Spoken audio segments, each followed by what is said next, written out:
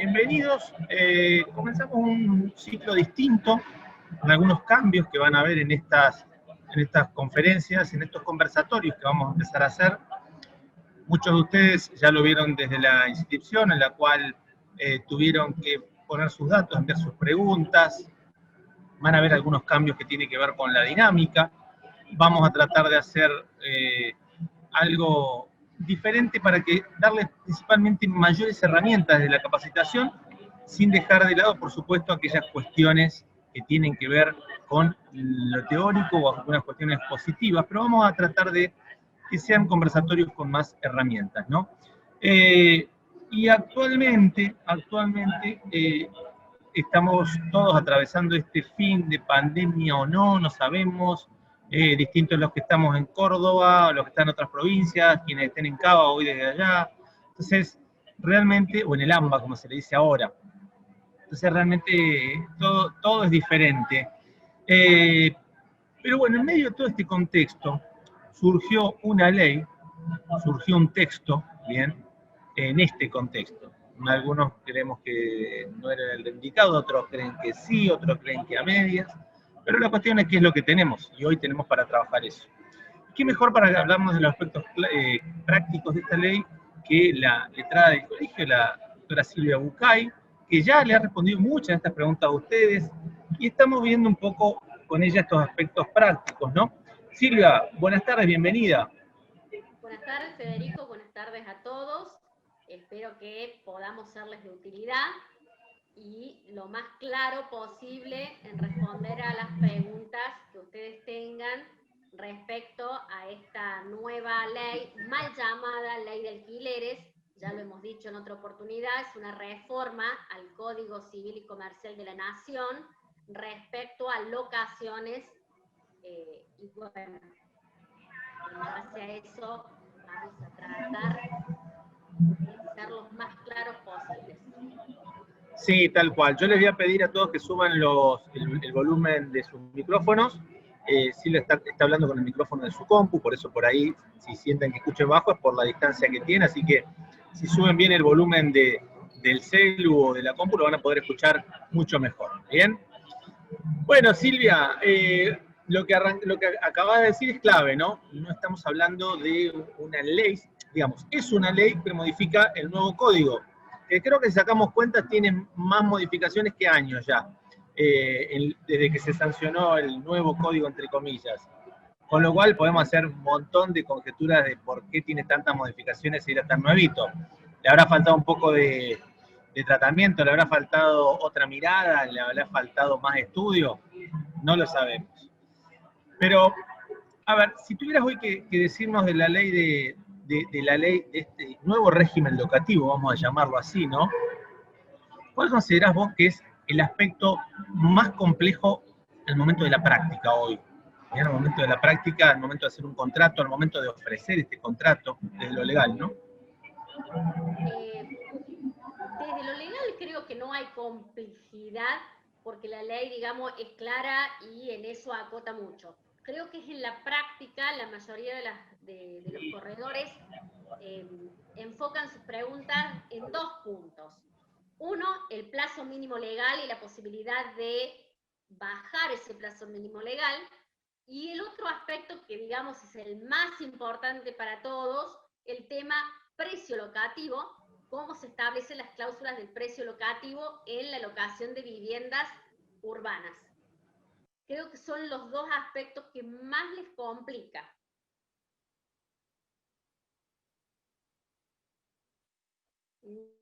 Perdón, sí, ahí se me escucha. Es una de las cuestiones, sí, el tema del precio, ¿no? Y ahí vos considerás, porque estamos hablando de que el precio hoy de inicio, el precio base, es el que hoy conocemos, ¿no? Y allí surge el verdadero análisis que tienen que hacer en el momento de determinarlo, digamos, el contrato, es decir, ¿qué precio le pongo para saber cómo va a impactar?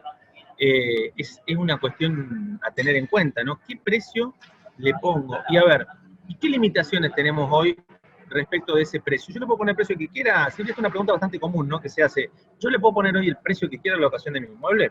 Bueno, como perito mercantil, porque yo... Muy bien, yo también lo soy. Yo también. Creo que no es una cuestión de poner cualquier precio. Como poner precio, el propietario puede poner el precio que quiera, pero en realidad todo esto se rige por la ley de la oferta y la demanda. Ahí va. Entonces, si ustedes tienen locatarios que vayan a pagar un precio lo suficientemente alto, felicitaciones. Pero el mercado se va a regular solo. Sí ha habido y hay una estampida en cuanto al crecimiento del monto inicial de la locación, pero se va a ir regulando también en el mercado porque evidentemente los ingresos, el poder adquisitivo de la gente ha disminuido. Entonces, hoy por hoy, el problema se presenta en que algunas personas o algunas familias deciden no seguir alquilando y volverse a casa de los padres a mucharse, o juntarse dos familias y alquilar una casa grande. Entonces, ese tipo de cuestiones son las que se van a estar viendo justamente por la baja del poder adquisitivo. Pero como en toda crisis, esto se va a superar, es una cuestión de 6, 7 meses hasta que se acomode todo el mercado inmobiliario en general, tanto propietarios como locatarios. Recién allí vamos a tener un valor más o menos estable. Bien, bien, perfecto. Esto es interesante lo que planteas. Ahí te consulto algo, el tema de los impuestos, ¿no? El impuesto provincial no hay duda, estamos en ingresos brutos, perdón, sí, el impuesto a la propiedad, no ingresos, el impuesto a la propiedad, renta, pero en toda la provincia impuesto inmobiliario provincial. Vamos a decirlo así, ese impuesto no hay duda. Ahora los municipales, ¿cómo tendría que yo para saber?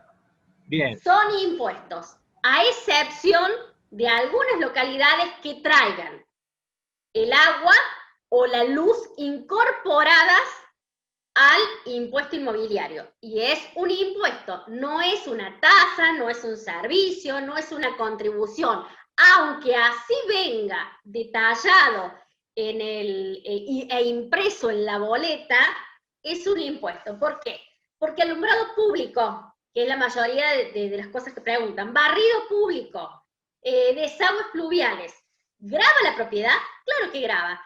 ¿Cuánto alumbrado público puede usar el locatario de un inmueble?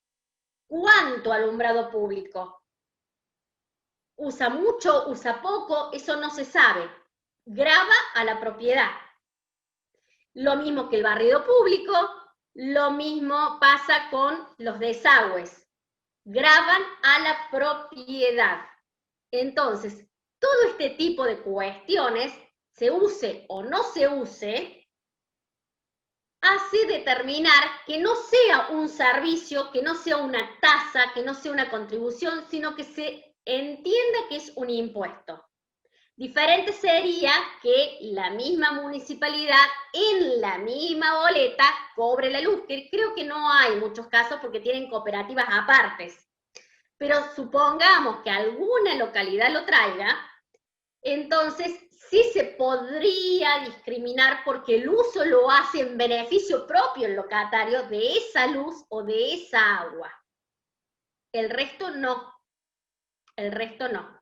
Entonces, siendo un impuesto el municipal, tanto este impuesto municipal como el impuesto inmobiliario de rentas de la provincia son a cargo del propietario. Es decir, que en definitiva van a aumentar el precio de las locaciones para que justamente les abarque el valor de los impuestos. Te entiendo, y es lo que se está viendo, quizás una suba alrededor hoy, más o menos, hay alguna suba de los índices oficiales a lo que son algunos estudios que se han hecho. A ver, vemos que hay alguna diferencia en esto que vos decís, porque de hecho ya se están viendo las subas, ¿no? El INDEC nos habla que en la región nuestra más o menos hubo una suba de, podríamos decir, entre un 2,4 y 1,2 en julio, ¿no? Pero si nos vamos a las estadísticas, por ejemplo, de estadísticas privadas y demás, Nos están hablando de algunas subas del 22, 25, en algunas localidades, en otras provincias, por ejemplo en Rosario, hablan del 40 acumulado en un año, ¿no? Entonces, Sí. se viene dando, entonces, esto que vos decís, ahí vuelven vuelven a consultar esto. Está claro que el impuesto de renta provincial, no hay duda, lo municipal es lo que se da. Alguien habla de Villa Allende, Villa Allende dice que Eso estaba tasa por diciendo servicio. justamente el tema de Villa Allende, que dice que es tasa por servicio municipal. Aunque diga, a ver Federico Sánchez, aunque diga tasa por servicio municipal, contribución municipal, servicio municipal, es un impuesto. Todos los tributaristas respecto a este tema son contestes, es decir, tienen una única visión. Se trata de un impuesto. El alumbrado, el barrido, la recolección de residuos, la utilice o no la utilice el inquilino, la cobra igual la municipalidad, porque podría no utilizarla el inquilino. A ver, ¿cuál sería el problema? No la utilizo la recolección de residuos porque no saco o me lo llevo para otro lado, lo llevo yo, personalmente. Pero de todas maneras, vuelvo a repetir, el alumbrado, ¿cuál es el alumbrado que le corresponde a la propiedad? ¿Cómo determinamos que esos focos públicos que hacen al alumbrado están alumbrando la propiedad? ¿Me explico? Es como si dijéramos, pagamos seguridad con nuestros impuestos, pagamos a la policía, pagamos la seguridad. ¿Cuánta seguridad tenemos? ¿Dónde está el oficial policial que a mí me está asegurando la vida y la integridad física? Entonces, de esa manera, ¿cuánto alumbrado público, cuánto barrido público, cuánta recolección de residuos le corresponde a este inquilino? En realidad, esté el inquilino o no esté el inquilino, está gravando la propiedad. Acá no cambia nada. Diferente es el caso de un servicio, como es la luz, o como es el gas, que puede no haber un inquilino y no estar conectado al servicio y por lo tanto no se genera ningún tipo de deuda al respecto. Por eso es que este impuesto municipal, y lo vamos a llamar así, aunque diga servicio, aunque diga tasa, aunque diga contribución, es una carga sobre el inmueble y como tal debe ser soportada por el propietario. Estamos de acuerdo, coincido. Ahí, a ver, nos dice ahí una contadora que los municipios no pueden cobrar impuestos, solo pueden cobrar tasas retributivas de servicios, pero que a los fines de esta ley, lo que se considera es lo que grava la propiedad. ¿Tá? Entonces, en esto, miren, lo que va a suceder es, en algún momento en esto, algún contrato, una vez que estamos hablando que la ley no cumplió 2 meses todavía de entrada en vigencia, entonces, vamos a ver cuando haya que ejecutar alguno de estos contratos, alguien reclame el pago, porque se lo han incluido, de los impuestos municipales, va a ser la justicia la que termine de dirimir qué pasa en este caso con este nuevo régimen locativo, ¿no? Entonces, la verdad es una cuestión, como le digo, que todavía se va a definir, pero hay cosas básicas como la que vos planteas de las que salen. O sea, hoy es esto. Ahora, ¿qué va a pasar? Ustedes miran, bueno, yo lo quiero poner en el contrato. Bueno, póngalo. A ver, los únicos sepan que el riesgo es este. El riesgo es que alguien le vaya a decir, no, mire, ¿sabe qué? Yo cuando termine el contrato le voy a cobrar todo lo que usted me hizo pagar la municipalidad además. Puede pasar. Puede pasar. Pueden iniciar una repetición de pago. Totalmente, porque además pago. Es más, hasta podría darse si no entraría en la categoría de estafa. También habría que verlo, sí, porque está, y ahí será esa discusión como planteaba la contadora, pero va a decir, pero no era un impuesto. Bueno, pero es algo que grava la propiedad, ¿no? Ahora, cuando hablamos de, por ejemplo, fíjate, otra cuestión clave que genera porque es gastos. Hoy, todo contrato, fíjate, vas a leer ahí, dale. Quiero leer algo de la ley, porque acá dice, dale. No dice los impuestos son a cargo del propietario. Dice, el locatario tiene a su cargo el pago de las cargas y contribuciones que se originen en el destino que le dé la cosa. No tiene a su cargo el pago de las que graven las cosas. Entonces, sea servicio, sea impuesto, quieren decirles como quieran, está gravando la propiedad y no el uso o el destino que se le dé a la propiedad. con esto se termina la discusión de si es un impuesto o servicio. A ver, a los fines tributarios, es cierto, los municipios no tienen la facultad de cobrar impuestos, pero se entiende que este tipo de tasas y contribuciones son como un impuesto porque graban la propiedad, la cosa misma, por el solo hecho de estar construida. Y en algunos casos hasta terrenos baldíos. En algunos casos hasta terrenos baldíos. Es correcto, es correcto. De ser la propiedad, no por el hecho de tener un uso en ella. Y está grabando la cosa misma. Yo creo que ese es el punto clave. No si es un impuesto, si es un servicio. No, ¿qué es lo que graba la propiedad? Bueno, ahí justamente lo que dicen, obviamente, para no cometer errores, lo que dice Romina Pagani, la delegada de Carlos Paz, dice, es correcto, es preferible, a ver, que toda tasa, impuesto, todo lo que grave la propiedad, como dice la ley, que sea a cargo del locador y se van a evitar un conflicto. Y además, también, acá dicen, no equivocarse, hay que cargárselo al alquiler. Véanlo el mercado les va a decir si se lo pueden cargar al alquiler o no. Hubo alguna época en este país, los que son más grandes no nos van a dejar mentir, se van a acordar que algunos casos en algunos departamentos eran tanta la carga impositiva, lo que salía el teléfono, lo que salían todas las cosas que, además, ¿se acuerdan? En alguna época alquilar un departamento que tuviera teléfono tenía un costo extra, ¿no? Entonces, fíjate, en este caso, que la gente aceptaba con que le pagaran los impuestos, con que le pagaran estos servicios para no perderlos, etcétera. Entonces, ojalá que no volvamos a esa época, pero hay que tenerlo claro, ¿no? Ahí lo que dice Inés es, resumiendo un poco lo que estamos comentando, es decir, lo que graba la propiedad va a cargo del locador, y el locador no lo que usa, es decir, los servicios, lo que usa. Bueno, ahí está. Lo que pasa es que ahí esa discusión, pero si termina grabando la propiedad, sí o sí para el locador para evitarse problemas, ¿no? Otra cuestión interesante que nos preguntan también, ¿no? ¿Y aplica también en contratos comerciales? Sí, porque en este caso no hace ninguna distinción que sea solamente para locaciones habitacionales. Por lo tanto, va para contratos comerciales como locaciones de vivienda. Y una cuestión de la diaria. El sellado del contrato. ¿Quién lo paga? ¿Quién lo paga ahí? A ver, ¿Cómo lo ves? ¿cómo lo veo? Rentas tiene establecido que es un impuesto que va 50 y 50, pero en ningún momento Rentas de la provincia dice que no pueda haber una voluntad, un acuerdo de partes que lo pague el locatario. Entonces, normalmente, para evitar este tipo de cuestiones, en los contratos se coloca que el impuesto de sello es a cargo del locatario. Ahora bien, repito, es acuerdo de partes. Si quiere pagar la mitad el locador y la mitad el locatario, ningún problema. Si lo quieren hacer 70-30, 60-40, tampoco hay problema. Es acuerdo de partes.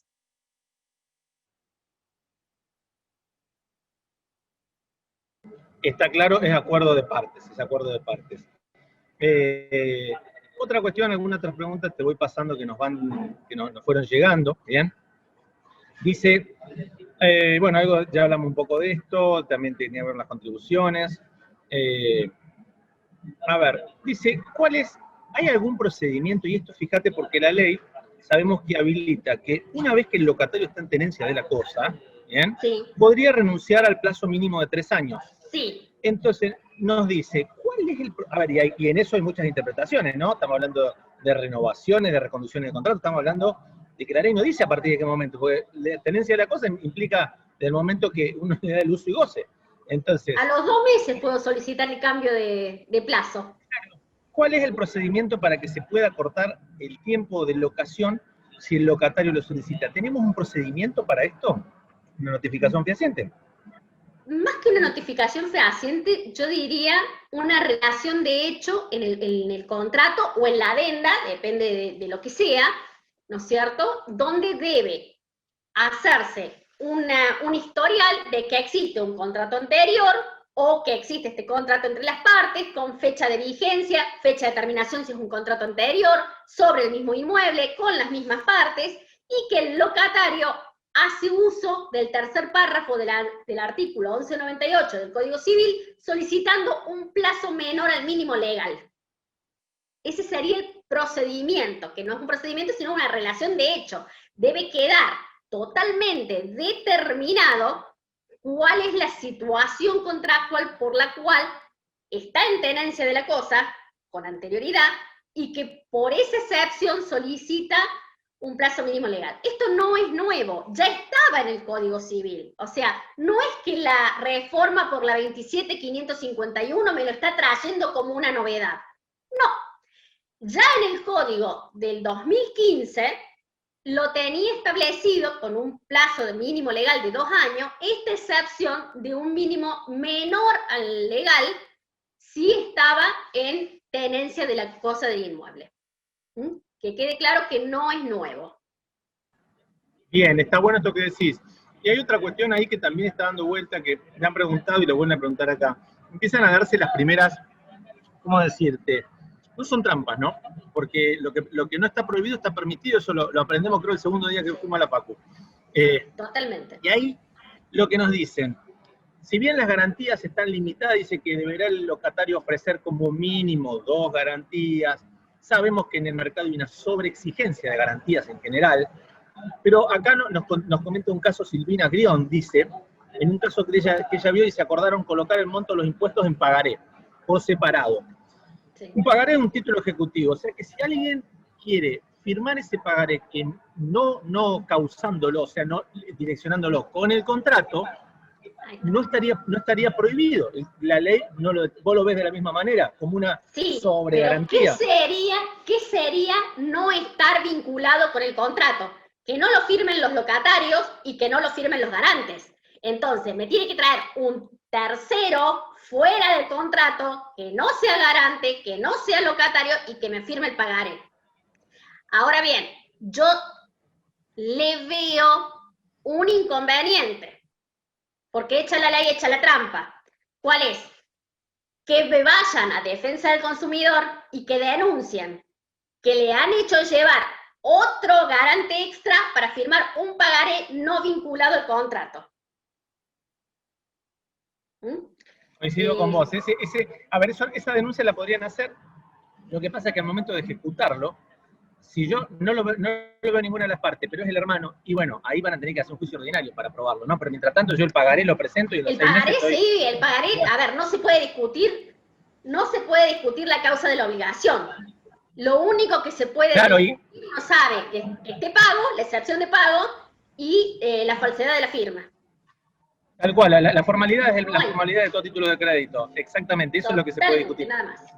Entonces, ¿por qué le digo esto? Porque muchos dicen, bueno, pero nos están dando una trampa. No les estamos dando una trampa, estamos contándole el elenco de opciones que da el ordenamiento. Ahora, si cuando se hizo esta ley no se tomó lo global, porque podría haberse aclarado, y aunque lo hubieran querido aclarar, es imposible, porque tendrían que haber quitado la fianza del Código Civil y Comercial.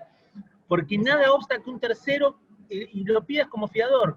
No sé, por ejemplo, te digo, acá cerquita, estoy en Barrio Jardín, una casa antigua, todo que está en perfecto estado de conservación, y alguien diga, no, pero mirá, yo la verdad que está bien el alquiler, pero vos vas a poner un bar, yo quiero una fianza porque fíjate que la araña que yo te dejo tiene 50 años y tiene restos de oro, no sé, como quiera, no conozco del tema, pero te van a pedir eso y decir, che, bueno, sí, mirá, porque esa araña vale $1.000.000. Hay estas cosas que no son trampas, aclaramos porque no es dirán, todos abogados nos están diciendo las trampitas. No, estamos diciendo lo que la ley autoriza. Entonces, como les digo, lo que viene después es cuando se empieza a ejecutar y se empieza a discutir. Hay ciertas cosas, y ahí lo traigo porque también preguntan, ciertos artículos que sabemos que son de orden público, ¿no? ¿Qué significa? Ahí las partes, mucho no pueden hacer, o nada. La ley dice que hay que ir por este caminito y van ahí. ¿Y si el propietario se puede negar al mínimo legal? No. No se puede leer. No puede, así como tampoco le da la facultad de la rescisión, salvo que se cambie el destino de la cosa. Y es todo un proceso judicial complejo. Sí, judicial, exactamente. Complejo, ¿no? Porque, ¿cuál es el tema de un contrato de locación. Es una garantía para el locatario que durante el plazo que dure ese contrato no va a ser molestado en la tenencia de la cosa si cumple con el contrato. Entonces, el locador no tiene ningún tipo de derecho a pedir una rescisión anticipada del contrato, salvo que pague una indemnización correspondiente. Esto es, sellado, comisión inmobiliaria, mudanza y todos los gastos que implique el traslado, y siempre y cuando haya acuerdo del locatario. O sea, tengamos entendido Coincido, eso. claro, coincido con vos.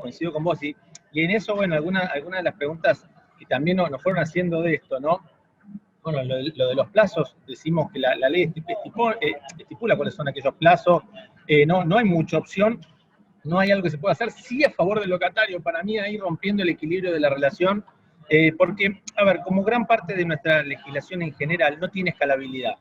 Entonces, la ley considera que quien tiene una propiedad y la pone en alquiler es lo mismo que quien tiene 100 y vive de rentas, ¿bien? Estamos hablando de alguien capaz que la heredó, que alguien que se volvió a vivir con su padre y quiere tener un pequeño ingreso sin que se pierda o pagarse los gastos, lo que sea. La ley no hace una escalabilidad. No, a ver, la ley tranquilamente podría haber dicho quien tenga más de tantas propiedades, y alguien nos va a decir, bueno, pero seguro las pueden trampear. Bueno, miren, trampas se pueden hacer de 1000 maneras, ¿no?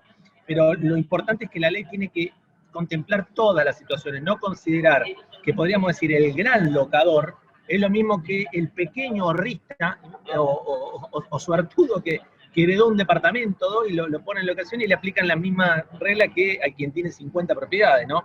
Eso es un poco donde creo que hay una cuestión.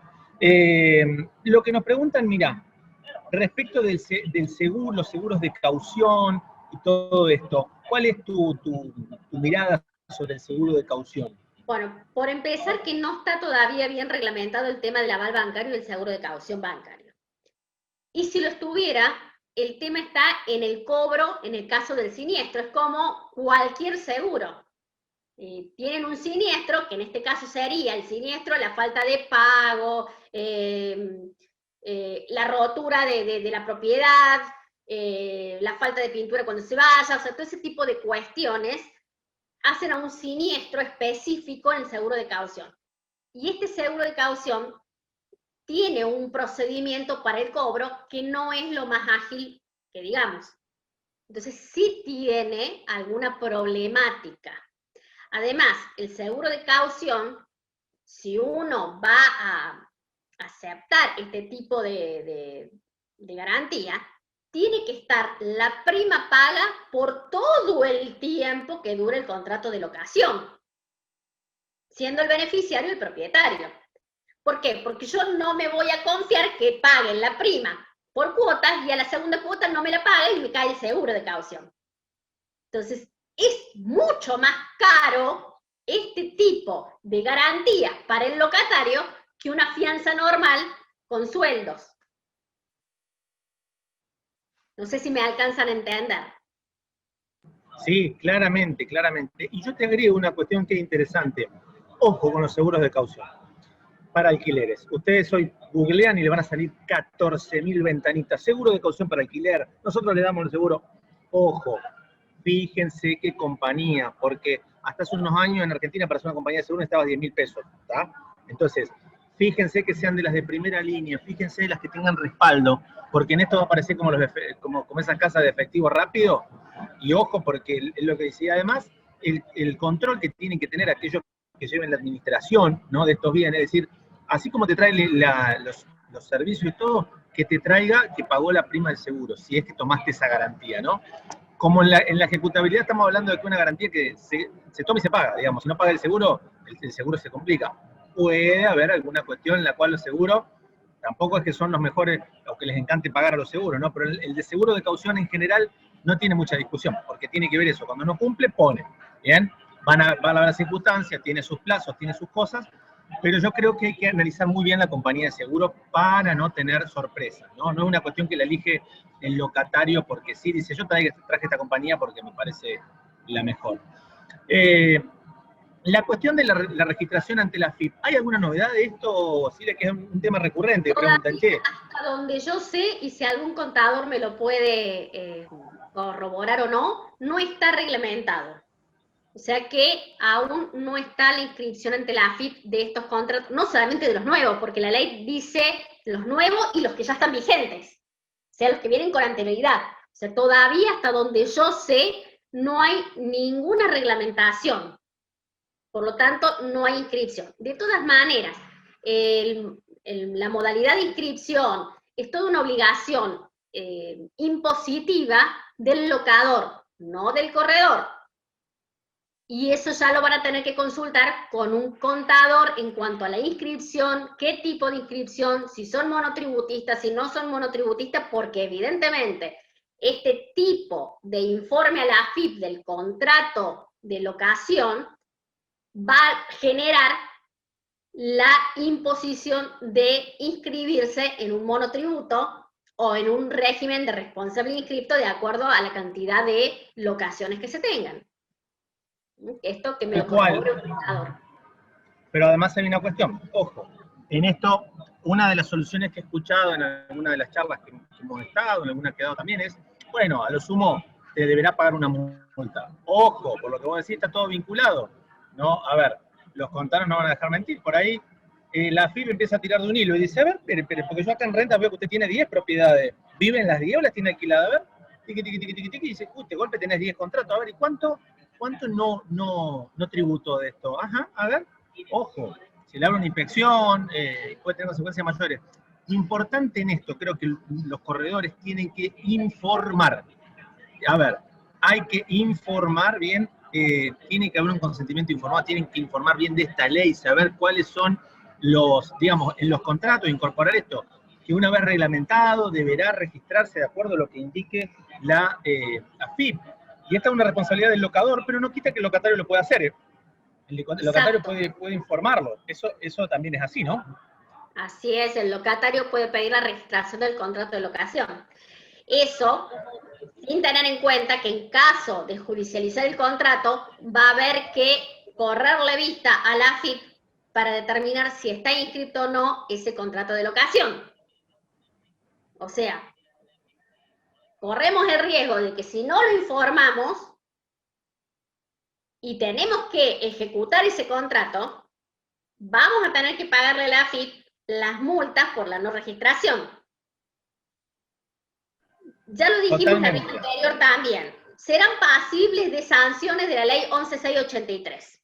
Bien, la ley 11683, como sabrán, y si no lo saben se los decimos, es la ley de evasión impositiva, entre otras cosas. No está determinado dentro de la ley como un supuesto para generar algún tipo de tipicidad impositiva o de alguna sanción en caso de no inscribirlo. Por eso la reglamentación que requiere este artículo de la inscripción va a traer también aparejada una reforma en la ley 11683, o debería traerla, porque si no entramos en la inconstitucionalidad de una reglamentación que nos estaría trayendo una tipicidad en lo que es materia impositiva en caso de sanciones, que por reglamentación no se puede hacer.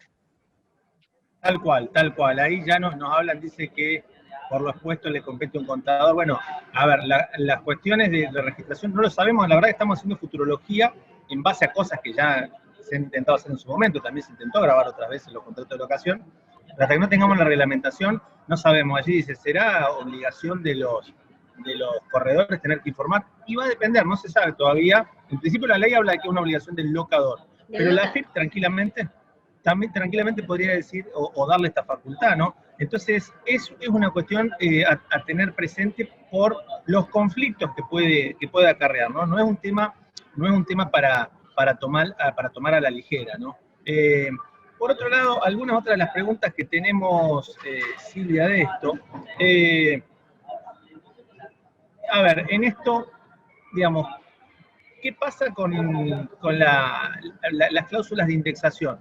También hoy digo que estamos haciendo, de eso hacemos futurología, porque en realidad no vamos a tener un índice elaborado hasta que no se cumpla el año de la ley, o antes que se cumpla el año, salvo que el central diga, bueno, a partir de ahora empiezo a hacerlo, por una cuestión de tenerlo, pero en realidad está claro que las actualizaciones son anuales. Yo no podría pactar una actualización semestral, por ejemplo, Silvia. No, no. Bien. A ver, depende. No voy a decir no, voy a decir depende. Porque es claro el artículo. Ese artículo rige solamente para locaciones de viviendas, con fines de vivienda. Es decir, si son locaciones habitacionales, el ajuste se debe hacer anualmente conforme a este índice, que es el promedio entre el RIPTE y el IPC, y que será publicado por el Banco Central, que hoy ya está publicando el Banco Central. Lo que pasa es que no es el que corresponde aplicar, porque tiene que pasar todo un año para que genere el índice correspondiente. En el caso de contratos comerciales, como está derogada la cláusula de prohibición de indexación, se puede utilizar cualquier método de ajuste, el que vendrían haciendo semestralmente con un tanto por ciento de aumento semestral, o podrían optar por utilizar un índice de indexación a través del costo de vida o del costo de construcción, o podrían utilizar cualquier costo, cualquier variación, la variación de soja, la variación, cualquier índice. En los comerciales. En locaciones de vivienda, no. Únicamente es anual y rige este índice.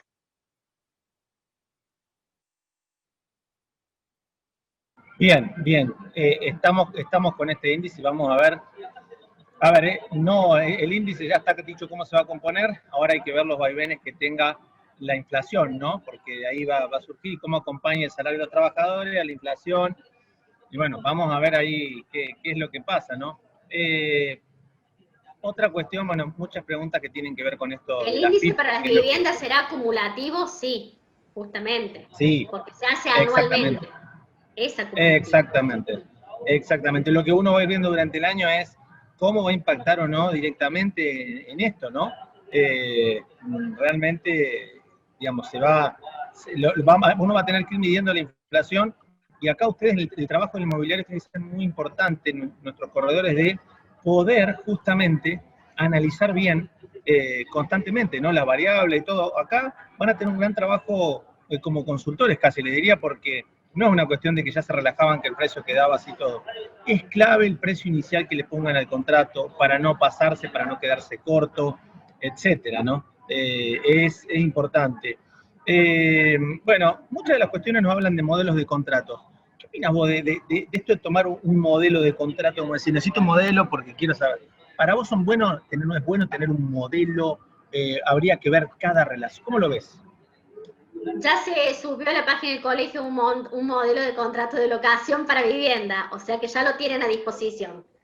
Es un modelo. Ahora, A ver, cada uno usa su propio modelo y adapta conforme a las modificaciones que se han realizado. Yo creo que no hay mucha ciencia en eso. Lo que mayor les complica es el tema del precio. Bueno, tienen ahí establecido un modelo de cómo se puede realizar la cláusula precio respecto con estos ajustes anuales. Yo he visto varios modelos, algunos que no me gustan, traen la posibilidad de que 15 días antes de que termine este año, se le informe al locatario cuál va a ser el nuevo importe de la locación.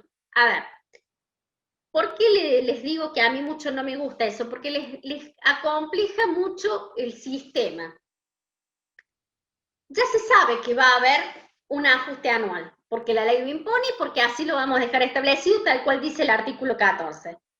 Entonces es mucho más fácil, si ya queda establecido de esa forma, que el primer día hábil del mes 13 del mes 25 se verifiquen ambos, locador y locatario, cuál es el índice a aplicar y hagan el cálculo en forma manual y ya quede establecido. Si lo tenemos que informar con 15 días de anticipación, primero que nos perdemos esta inflación de 15 días posteriores. Y segundo, que nos estamos complicando en el procedimiento cuando ya está claro y establecido. Es mi forma de pensar. Yo directamente no pondría ese tipo de informe de cuánto sería el nuevo monto, sino que directamente llegado al primer día hábil del mes 13, se le informa, este es el nuevo monto y se acabó. Que se aplica tal índice de tal fecha que fue publicado por el Banco Central. Bien, bien, coincido con vos. La fórmula todavía no la sabemos porque va a venir justamente cuando, a ver, cuando el central lo que estaba explicando recién Silvia, ¿no? Lo publique y demás. Otras preguntas, bueno, ya hemos visto sobre el seguro de caución. Mira, acá algo de lo que conversamos hoy, mira, nos preguntan, ¿el monto del contrato es solo en pesos? ¿Cómo actualizar su valor para que contemple los procesos inflacionarios? ¿Podría poner un monto de contrato ahí, te digo, en dólares? Esa sería calculo que a donde apunta esa respuesta, esa pregunta justamente. Bueno, el tema dólares lo estábamos hablando y analizando. Sí. El dólar no es una moneda de curso legal, se entiende que es una cantidad de cosa que debe entregarse. Ahora bien, si lo colocamos en dólares, debe ser pagado en dólares billete.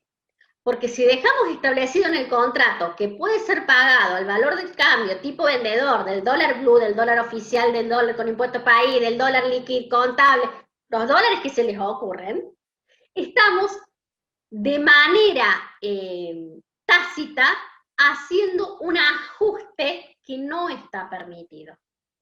Si después, de hecho, el locatario paga al valor dólar, que seguramente el propietario va a querer el dólar blue, ningún problema si lo recibe.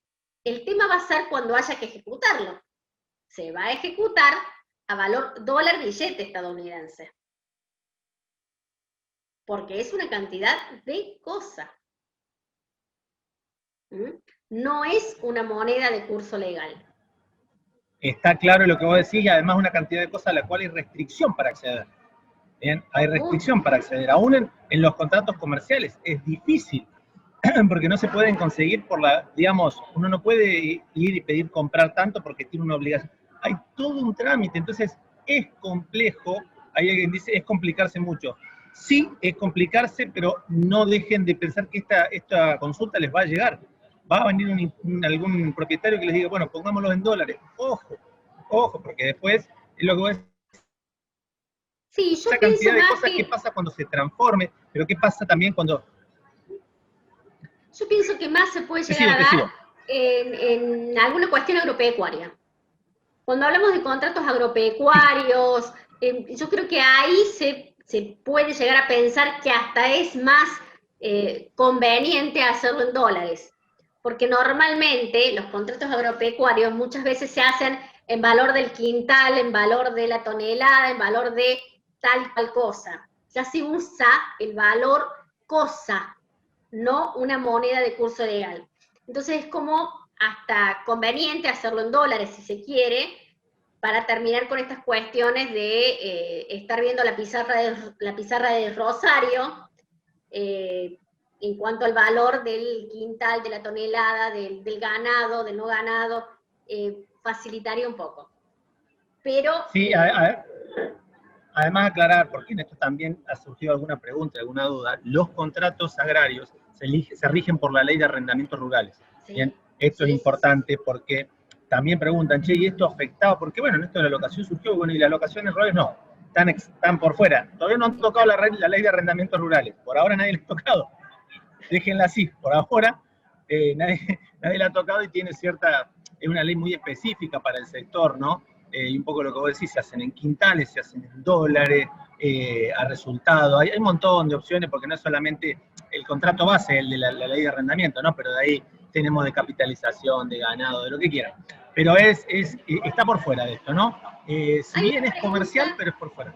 Exacto. Hay una pregunta que quiero dejar aclarada porque creo que es bueno aclararla. Federico Sánchez Bien. está preguntando, si se tiene que ejecutar un alquiler en dólares, ¿va a seguir el trámite de juicio ordinario? No. A ver, el trámite son dos trámites. El juicio de desalojo por falta de pago, por vencimiento de contrato, por abandono, por cambio de destino del inmueble, va por un lado. Y el cobro de pesos, o el juicio que se le llama cobro de pesos, o PBE, prepara vía ejecutiva, y después el ejecutivo por alquileres, va por la vía ejecutiva. Se prepara la vía ejecutiva. Esta preparación de la vía ejecutiva es una pequeña trámite que está pidiendo la ley antes, la ley procesal, en el cual se determina si las firmas corresponden o no al locatario. Con esto quiero atraer también a colación otra pregunta que hacían, si es bueno o no certificar firmas. Da exactamente lo mismo si la firma está certificada o no. El locatario puede decir que la firma, aunque esté certificada, no es de él, redarguir de falsedad esa certificación de firma de un escribano, por lo cual nos va a incidentar todavía peor, para terminar después en un juicio ejecutivo. O sea, no nos va a salvar la certificación de firma, ni de la pericia caligráfica, ni de la negación del inquilino. O sea, ya hace ya varios años que muchos abogados, vamos a ser sinceros, redarguyen de falsedad todos los instrumentos notariales. O sea, que no les da mayor seguridad el hecho de que una firma esté certificada. Puede estar certificada, puede no estar certificada, si es del locatario y si es de los garantes, da lo mismo y llevan el mismo procedimiento. Si con la pericia caligráfica se determina que no les pertenece la firma, esté certificada o no esté certificada, se ordinarizará el trámite. Si con la pericia caligráfica, en cambio, se determina que es real la firma, entonces sigue la vía ejecutiva. Lo normal, que en caso de juicios de desalojo y cobro de peso, la mayoría de las veces no se presenta el locatario, salvo que necesite el tiempo para quedarse en la locación. Entonces, en esos casos sí se presentan en estos juicios, la chicanean largo, la tiran a largo, y bueno, a veces es mejor un mal arreglo que un buen juicio. Es decir, perdonarle. Totalmente. 3 meses de alquiler, pero dame la llave. Sí, sí, totalmente, un poco se da así. Hay una cuestión que seguro ya te ha llegado por otra vía en el colegio, que tiene que ver cómo hace para calcular los honorarios, ¿no? Los corredores, cómo hacen, porque acá lo que vemos es, tenemos un precio de locación inicial y que es el que vamos a tener. ¿Cómo pueden hacerlo? ¿Tienen que calcular en base a eso? Alguien por ahí preguntó, y si yo puedo cobrarle prorrateado todos los años, ¿cómo lo ves vos a eso? Hay diversas interpretaciones al respecto. Yo creo que no corresponde, porque en realidad están cobrando por adelantado el total del contrato. Ustedes no están prorrogando ni dando plazo de 3 años para cobrar su comisión inmobiliaria. El que está dando plazo para cobrar la locación es el propietario, pero ustedes cobran todo el contrato por adelantado. Es más, me van a decir, sí, pero nosotros ahora que cobramos con el 20%, sí, pero en realidad estaría mal porque ustedes están infundiéndoles una inflación al contrato que en realidad lo cobran de contado de antemano. Entonces, yo creo que esa es la lógica que hay que imponer a esto. ¿Cómo se está cobrando? Se está cobrando de contado y de antemano por la totalidad del contrato. Ustedes no están dando plazos en 36 meses para pagar su comisión inmobiliaria. Ese es el tema. Hay otros criterios que dicen, bueno, pero yo puedo cobrar la diferencia del segundo año. Sí, lo podrían establecer contractualmente, pero en caso de judicializar, yo no sé si les van a dar la razón. Yo no lo sé. Tal cual, porque en realidad la tarea se realizó al celebrar el contrato, ¿no? La intermediación, digamos. La administración es otra cosa, pero la tarea en sí, esa intermediación del corredor, se dio al celebrar el contrato, ya una de las partes. Ya si le pagan es ese lado. Como decir, se podría plantear, porque convencionalmente lo mismo, lo que no está prohibido está permitido. Pero en este caso, es como decir, judicialmente hay que ver qué éxito puede llegar a tener esto, ¿no? Algunas otras cuestiones que nos hablan de las cláusulas de reparación, dice, ¿qué sería algo para reparar? ¿Qué sería urgente? ¿Qué no? Y acá te digo, lo voy a linkear con un tema del cual tengo una opinión que por ahí no sé cómo la coincidí o no, pero la presento para ver los demás también qué les parece. El tema del domicilio electrónico.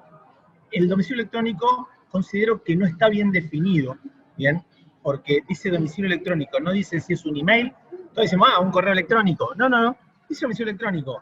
Puede ser un WhatsApp, puede ser un mensaje de texto, porque es electrónico, un medio electrónico. Tranquilamente le han puesto correo electrónico para que no queden dudas. Todos decimos, bueno, se entiende que es el correo. No necesariamente. ¿Y qué pasa con esas notificaciones en los domicilios electrónicos?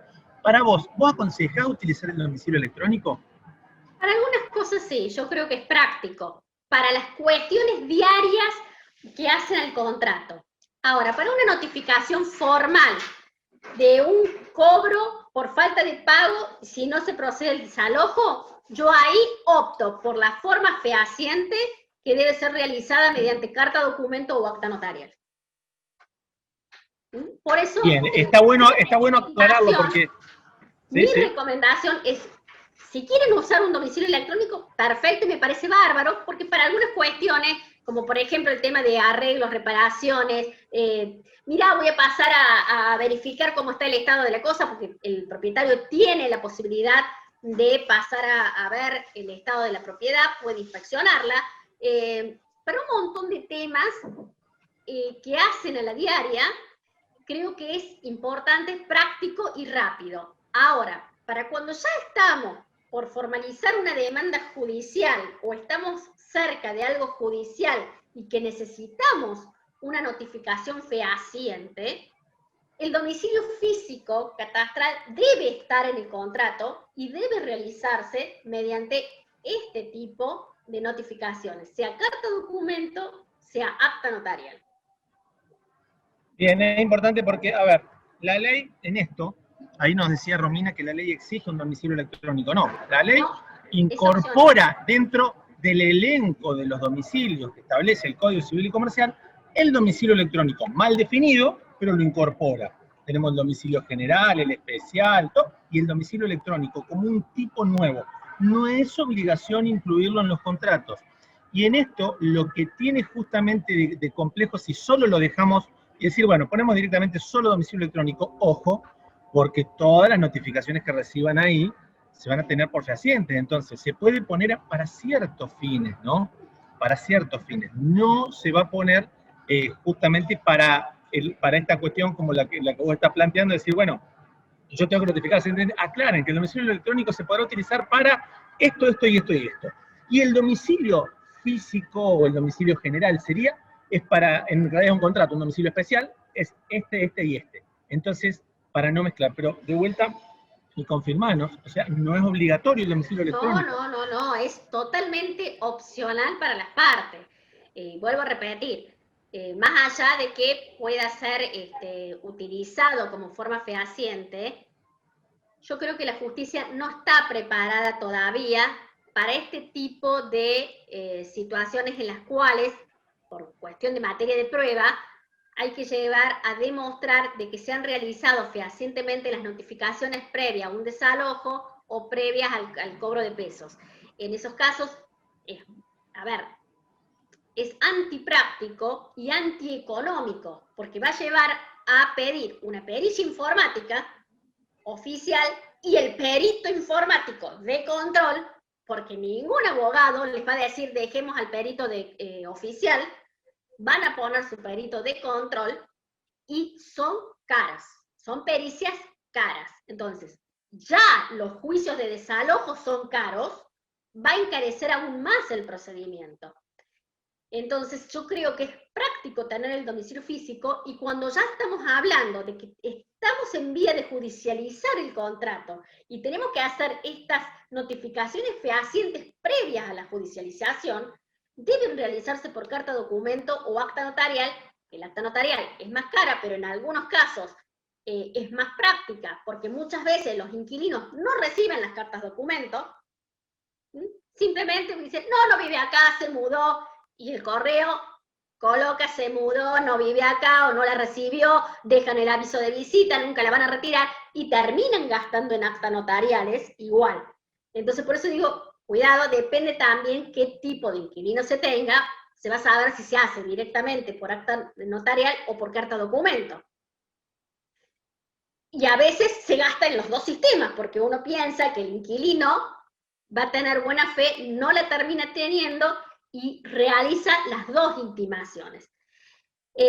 Muchos me han sabido preguntar, ¿pero cómo? Si no retiro la carta de documento, ¿tiene validez el acta notarial que deja el escribano debajo de la puerta aunque nadie lo haya recibido? Sí, justamente, esa es la validez legal del acta notarial.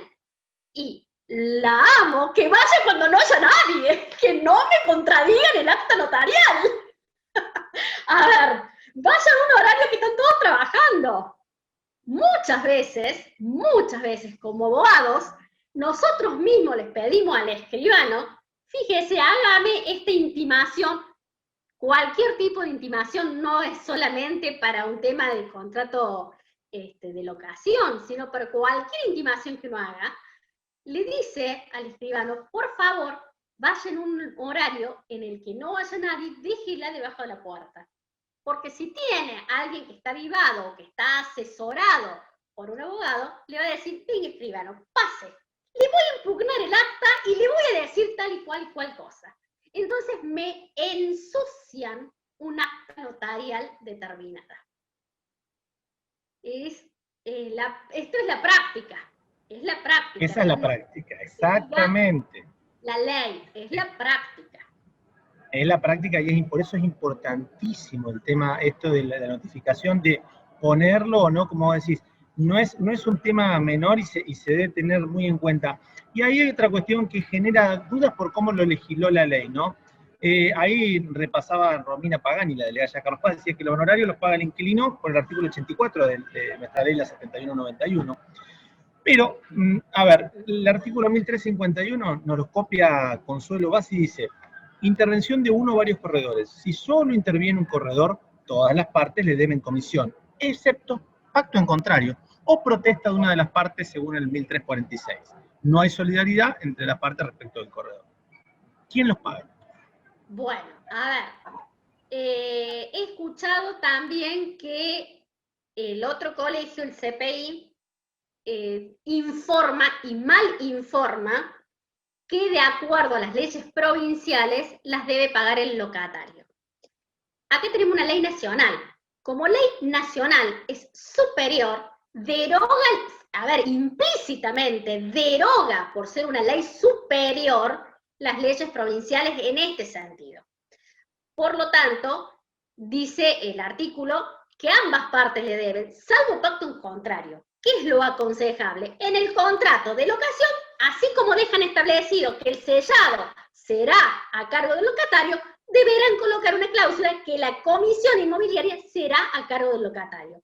Lo dijimos ya en la charla anterior, es un contrato de adhesión, porque si el locatario quiere cambiar alguna cláusula, mire, señor locatario, pretenso el señor locatario, no le voy a alquilar porque estas son las cláusulas. Vaya, busque otro lugar. Yo me busco otro inquilino. Es simple. Se aceptan, se toman o se dejan. Estas son las cláusulas. Si no, no le alquilo a usted. Retiro del mercado igual. No estoy obligada a alquilar.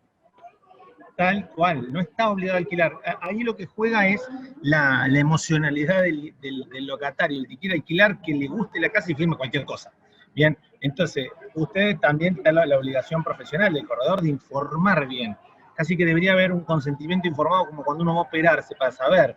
La diferencia es que acá no tenemos que hacerlo porque la ley se presume conocida por todos. Entonces, nadie después va a decir, pero a mí no me avisó el corredor de que la ley me dejaba o no me dejaba hacer esto. No, la ley la conocen todos. Así que si lo quieren hacer es más por una cuestión comercial que legal, ¿no? Porque claramente la ley no se puede, el desconocimiento de la ley, yo no puedo decir, no lo sabía y el corredor tiene la culpa. No, la ley se presume conocida por todos. Entonces, es un tema también interesante. Y bueno, ya para ir cerrando y ser honestos con el tiempo, otra de las cuestiones nos decían, si en el medio del contrato de locación, en la primera, digamos que actualización, las partes quieran fijar otro precio. A ver, que las partes quieran fijar otro precio, ¿sería válido? ¿O la ley claramente nos dice que el procedimiento es el que nos está dando y sobre esto no se puede hacer nada? Es de orden público, no se puede disponer, no pueden optar por una negociación todos los años, bajo ningún punto de vista. La actualización o el ajuste anual es el establecido por el Banco Central en cuanto a las variaciones de RIPTE e IPC en forma conjunta. Promediada. No hay otra para locaciones de vivienda. O sea, hagamos ese salvedad, porque para locaciones comerciales pueden utilizar cualquier sistema de ajuste. Entonces, no podemos cambiar nada. Están volviendo con el tema de las excepciones al mínimo legal de 3 años. Y yo creo que me parece que hay mucha confusión al respecto. Vamos a poner ejemplos claros, que es lo que más van a tener en la vida práctica, lo que más les va a suceder. En el caso que ustedes tengan un contrato de locación que venza 31 de julio, vamos a hacer un nuevo contrato, mal llamada renovación, mal llamada reconducción, es un nuevo contrato. ¿Puede el locatario hacerlo por un plazo menor al de 3 años? Sí, porque ya estaba en la tenencia del inmueble en base a un contrato anterior cuya vigencia expiró el 31 de julio del 2020. En este nuevo contrato, cuando hablen del plazo, van a colocar esta relación de hecho existente de un contrato anterior firmado entre las mismas partes sobre el mismo inmueble en fecha tal, con vigencia hasta la fecha tal, y que estando, debe decirlo esto, que estando en tenencia del inmueble en virtud de este contrato anterior, el locatario hace uso de este tercer párrafo del artículo 1198 solicitando un plazo de 2 años. ¿Lo pueden solicitar los propietarios? En realidad no. En la práctica sí lo pueden solicitar. ¿Pero qué va a pasar? A ver, ustedes van a querer 2 años y el inquilino le va a decir, no, si no me lo haces por 3, si al inquilino no le conviene, yo me busco otra propiedad y vos te vas a ensartar igual con otro inquilino por 3 años. Entonces, es una cuestión de que van a tener que aflojar un poco y negociar. Porque el inquilino le va a decir, si tengo que hacerlo por 2 y me estás jorobando a mí, yo te jorobo a vos, me voy a otro lado, busco otra cosa y jorobate vos 3 años con otro. Es el mercado inmobiliario el que va a terminar decidiendo todo este tipo de cuestiones.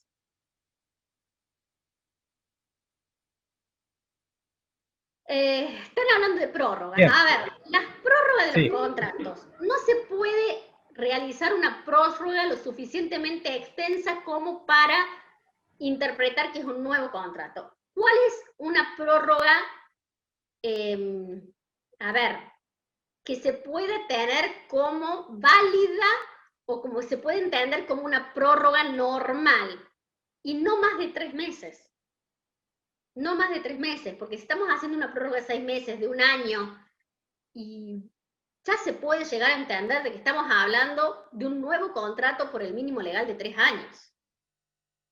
y de esa manera, cuando ustedes quieran retirar al locatario por vencimiento del plazo, yo no sé si un juez le va a decir, ah, no, acá debe entenderse el mínimo legal de 3 años como plazo, y hasta los 3 años no lo van a poder sacar. Entonces yo creo que, cuidado con las prórrogas, 90 días, 3 meses es algo que es prudencial como prórroga. Hoy por hoy, con el tema de la pandemia, se puede entender una prórroga por un mes más, un mes menos, puede llegar a haber por estas crisis que estamos viviendo, pero es una situación atípica, no es lo normal.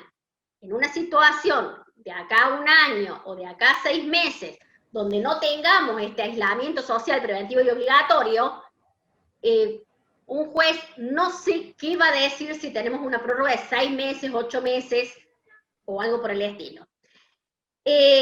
La vigencia del DNU, tenemos convivencia de la ley 27.551 con el decreto de necesidad y urgencia 320. Todos los contratos cuyo vencimiento hayan operado desde el 20 de marzo hasta el 30 de septiembre se entienden prorrogados de pleno derecho hasta el 30 de septiembre, con todas las obligaciones y con todos los derechos que emergen del contrato, garantías incluidas. No les hace falta firmar absolutamente nada. El tema se plantea en que el vencimiento se operó el 31 de mayo. ¿Se puede cobrar después una actualización? No, porque no está previsto, porque es una prórroga legal dispuesta. Después veremos si es inconstitucional o no, si se discute la constitucionalidad, si un juez la va a dar o no, es otra historia. Pero es una prórroga legal que no prevé una actualización y por lo tanto no le pueden cobrar ningún excedente de este último mes en el que estuvieron con contrato vigente. Si en cambio estamos hablando de las actualizaciones que estaban y que se pueden patear a después del 30 de septiembre, el locatario hay que informarle que va a tener un inconveniente. ¿Por qué? Porque cuando llegue octubre va a tener que pagar el alquiler actualizado más las cuotas correspondientes a las actualizaciones que no pagó. Entonces se le va a hacer muy oneroso al locatario. Yo creo que la mayoría va a decidir pagar, o ya han decidido pagar los aumentos correspondientes y no esperar a septiembre. Muchos me han comentado y me han preguntado por el tema de que están haciendo pago parciales o algunos directamente no pagan. ¿Se puede ejecutar? ¿Se puede? No, porque el artículo 7 del decreto de necesidad y urgencia habla justamente que en caso de pagos parciales y todas las deudas que generen, se puede pagar entre 3 y 6 cuotas a partir de octubre de 2020 y conjuntamente con los alquileres que se devengan a partir de esa fecha. Entonces, existe un plazo acordado para poder ponerse al día pasado el mes de septiembre. Si bien es cierto que les suelo decir, de todas maneras, llamen a los garantes, insistan, molesten. ¿Por qué? Porque el choclo que se les va a hacer de deuda es muy importante y después no sé si lo van a poder cobrar.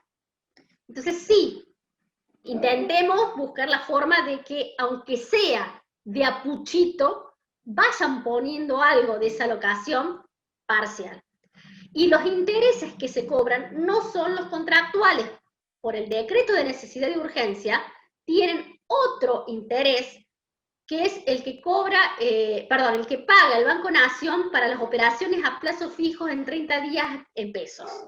Y es mínimo. En este momento, si la contadora lo sabe, la contadora que ha estado, no tengo acá el nombre en este momento, pero que ha estado en el chat permanentemente, creo que debe estar en el 3% mensual. Es muy, muy bajo el interés. Por lo tanto, es casi nulo. Es muy poquito. ¿Se prorroga o no se prorroga el DNU? A ver, off the record, estarían diciendo que se va a prorrogar hasta el 31 de marzo. off the record. Todavía no sabemos. Si se prorroga o no, lo vamos a saber los últimos días de septiembre. Pero se estaría diciendo que lo van a prorrogar hasta el 31 de marzo, sobre todo por, más que nada por Capital Federal y Gran Buenos Aires, que todavía siguen en un confinamiento bastante importante. ¿Mm? Bien, esto que decís es clave, ¿no? Bueno, ya hablamos de los honorarios, ya lo explicaste, ya, bueno, es un tema, como lo dijimos en su momento, que la ley es clara, pero también hay que ver a ver, acá es la ley nacional, entonces lo que se haya regulado en las jurisdicciones provinciales no aplica, aplica lo que dice la ley nacional y el artículo es muy cortito, es conciso. Acá en esto sí los invitamos que por favor lean la ley. No es una ley, digamos, tiene algunas cuestiones complejas o demás, pero en algunas cosas es clara, no hay mucha opción, ¿no? O sea, algunas preguntas decían, ¿puedo inventar otro índice? No, es claro, esto sí, esto no, no hay mucha opción y en algunos artículos, como les digo, es muy claro, entonces no dejen de leerla, ¿bien? Ojo, y en estas interpretaciones sí, tengan cuidado en no querer forzar porque es bastante clara en estas cosas. Ya para terminar, la última pregunta. Una recomendación que vos quieras hacerles al momento de realizar un contrato hoy con este nuevo régimen locativo que trajo esta ley. La recomendación es tratar de hacerle entender al propietario que la situación en la que estamos viviendo, con una gran crisis económica, es importante que, aunque baje sus pretensiones, tenga alquilado el inmueble y no lo tenga desocupado. Porque el tenerlo desocupado lleva a que gaste en impuestos, en servicios si tuviera servicio, en expensas si tuviera expensa, y en el peligro de una usurpación por la gran cantidad de desocupación existente y de falta de trabajo existente en el país. Entonces yo creo que hay que negociar y hacerle entender al propietario que no es momento de una gran ganancia y que es preferible tener alquilado el inmueble o el local comercial. Bueno, local comercial ni qué hablar. Hay muchos propietarios que han perdido justamente, y hoy se ve en el centro de Córdoba, si ustedes pasan por galerías, hay locales comerciales que han dejado, empresas o comercios que han dejado un local comercial y se han trasladado al del lado. ¿Por qué? Porque este propietario no quiso bajarle el precio del alquiler y el otro que tenía, ya hacía varios meses desocupado el local, se lo alquiló a un precio más barato. Entonces, de pronto, ese propietario, con la gran merma que hay de inquilinos comerciales por la gran crisis económica que está viviendo el país, no solo que deja de cobrar una renta, sino que encima tiene que pagar expensas, tiene que pagar impuestos y es una carga. Creo que está en la responsabilidad de los profesionales de hacerles entender un poco al propietario que no es momento de una ganancia, sino a veces de mantener ocupado el inmueble o los inmuebles y que al menos vayan pagando los gastos, que si no los van a tener que pagar ellos. Y muchas veces estamos hablando de propietarios que tienen una o dos propiedades, no los grandes propietarios que tienen una cadena que no les importa, porque tienen una espalda económica lo suficientemente importante como para decir, bueno, lo saco del mercado y se acabó. Puedo bancar los gastos. Tal cual. Esa es el consejo, coincido con vos, entender la importancia y a ver, a no desanimar el mercado de las inversiones, porque sigue siendo la seguridad. El ladrillo da esa seguridad que no lo dan otras inversiones hoy, ¿no? Entonces, esto es clave y hay que tenerlo presente también al momento, porque sabemos que hoy se ha reactivado mucho la construcción y no solo eso, sino la pequeña construcción, esto en que entre un par de amigos hicieron un dúplex, vieron la forma, entonces estén atentos, sobre todo para poder explicar un poco lo que le decía la doctora, ¿no? Tener en claro las posibilidades de mantener, quizás no tener gran ganancia porque en realidad hay un montón de otro tipo de cuestiones que generan más ganancia, pero que tienen más riesgo. ¿Tá? Entonces aquí el riesgo es menor siempre en lo que es las inversiones inmobiliarias. La verdad que bueno, ha sido más que clara, Silvia, en este conversatorio de este nuevo ciclo que ya vienen con algunos otros cambios. Dale, no, tráelo. Es también para informarle al inquilino o al futuro inquilino por qué tiene tales o cuales obligaciones contractuales. Porque en realidad el inquilino no está arriesgando absolutamente nada. El único que arriesga un capital es el propietario.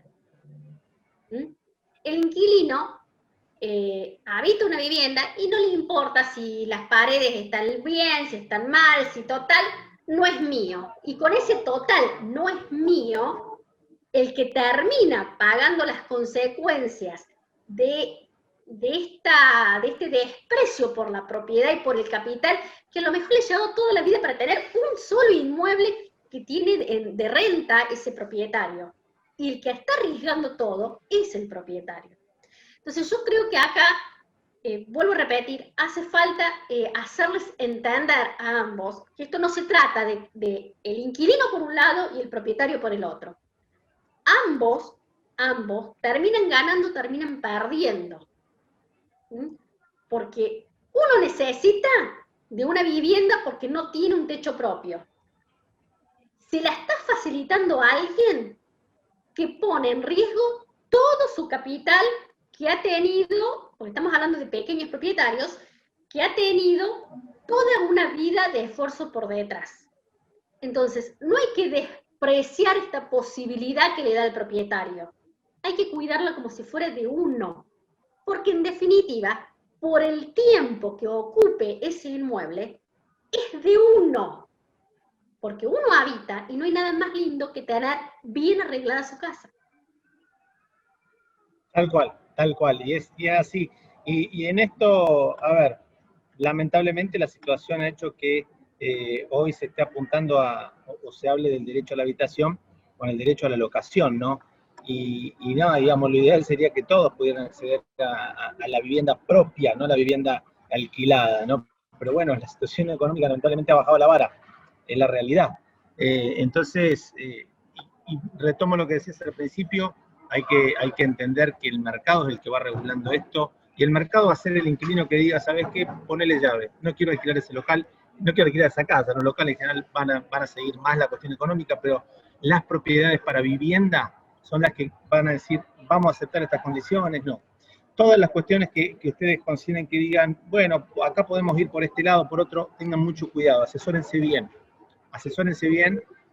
estudien bien la ley, consulten por qué, porque son cuestiones que realmente después pueden acarrear un dolor de cabeza, entonces fíjense bien qué se puede hacer y qué no se puede hacer, qué es de orden público y qué no.